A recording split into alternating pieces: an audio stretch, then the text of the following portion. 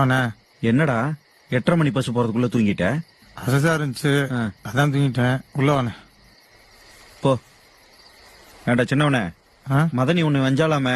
அதெல்லாம் இல்லைண்ணே, வீட்டுக்கு போன பிள்ளைங்க சொல்லிச்சு. சும்மா விளையாட்டுக்கு சொல்லிருக்குங்கண்ணே. ஆ. அவளை செவில்ல 4 அரைஞ்சு வீட்டை விட்டு துரத்தி விட்டுருப்பேன். குடும்பம் கெட்டு போயிருமே. உட்கார்.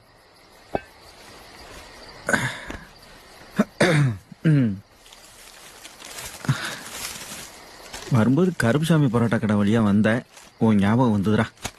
உனக்கு பிடிக்குமே, அதான் வாங்கிட்டு வந்த. இந்தா சாப்பிடு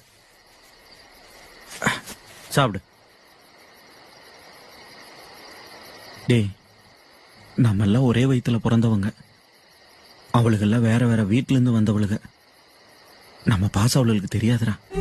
சின்னவன அண்ணன் நான் இருக்கண்டா.